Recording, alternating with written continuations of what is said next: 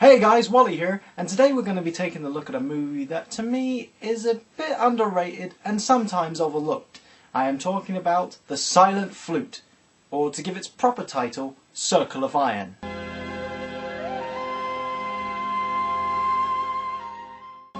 Well, okay, it's not really that overlooked, but I do feel it's not really well known. But why? I don't know. And I don't see why. It was in fact written by Bruce Lee himself.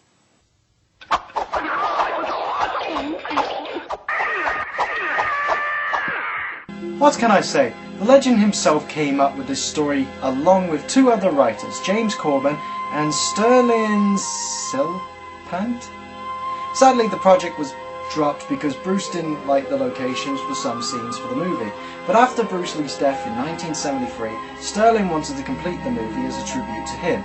So Sterling and another writer, Stanley Mann, finished it for Bruce and gave people a movie that takes an inside look into Eastern philosophy.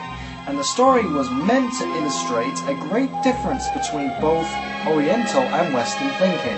But sadly there was a few changes to the script, which I think was their mistake.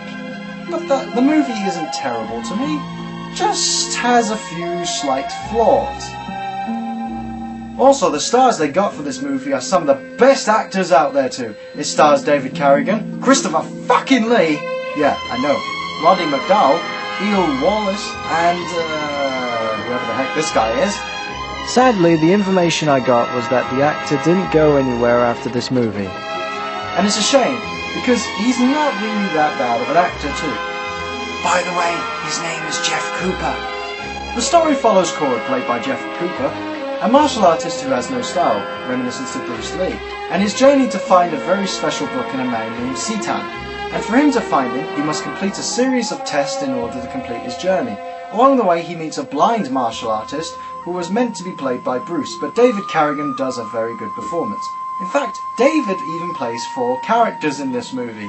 The blind man, the monkey man, one of the people who tests Cord, Cha Sa, another man who tests Cord, and finally Death himself. Holy shit!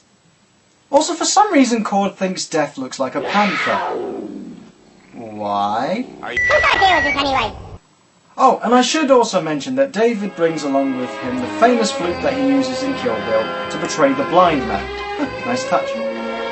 This movie is definitely worth looking at because the martial arts is good, the music is good, the acting is decent, and the story is just brilliant.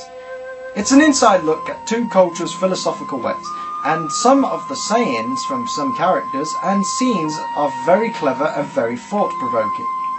So, if you're a true Bruce Lee fan that hasn't seen it, go and check it out. And if you're not a fan, I'd still think it's a movie worth looking at least.